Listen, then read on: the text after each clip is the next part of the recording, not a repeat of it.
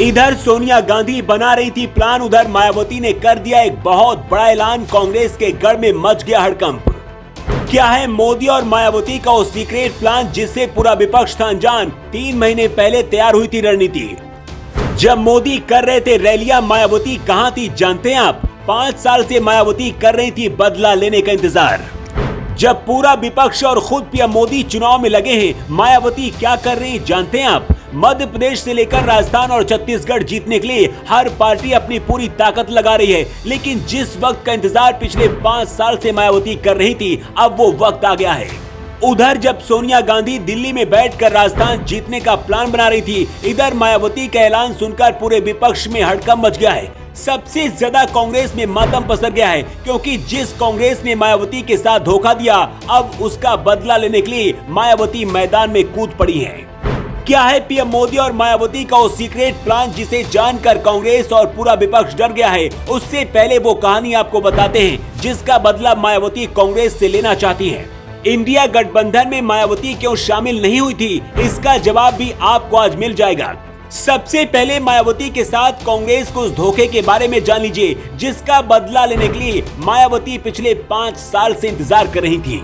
2008 के चुनाव में बीएसपी राजस्थान में किंग मेकर की भूमिका में उभरी थी।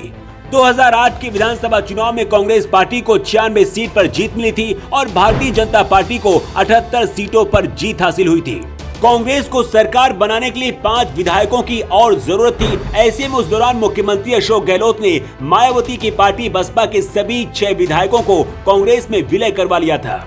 उस दौरान मायावती खून के घूंट पीकर रह गई थी। मायावती का गुस्सा जायज भी था, क्योंकि हाथी के चुनाव निशान पर चुनाव लड़कर विधायक बने और फिर कांग्रेस में शामिल हो गए। उस घटना के बाद मायावती ने पार्टी की एक आपात बैठक बुलाई थी। गहन मंथन भी हुआ था। मायावती को लगा था कि अब दूसरी बार उनके साथ ऐसा विश्वासघात कभी नहीं होगा, लेकिन 2018 में फिर से राजस्थान कांग्रेस ने मायावती के सभी 6 विधायकों को अपनी पार्टी में शामिल करा लिया था। 2018 में भी मायावती सिर्फ देखती रह गई थी और कुछ भी नहीं कर पाई थी, लेकिन इस बार मायावती अपने पूरे फॉर्म में आ गई हैं और खुद राजस्थान में डेरा डालने का ऐलान कर दिया है।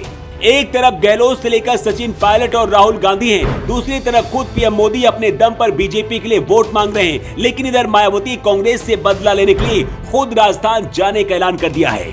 अगर आपको लग रहा हो कि मायावती अपनी मर्जी से राजस्थान जा रही है, तो ऐसा नहीं है, बल्कि वो वहां जाने के लिए मजबूर है। दरअसल कांग्रेस बीजेपी तो छोड़िए, राजस्थान के लोगों में भी अफवाह फैली है कि अगर मायावती की पार्टी बीएसपी को वोट दिया भी जाएगा तो क्या होगा, क्योंकि उनके विधायक तो कांग्रेस के साथ ही बाद में शामिल हो जाते हैं। राजस्थान में बीएसपी का जो कोर वोटर है वो भी इस बार हटता दिख रहा है। इस डैमेज कंट्रोल को संभालने के लिए खुद मायावती राजस्थान के अंदर 4 दिन रहकर रैलियां करेंगी और सभाएं करेंगी।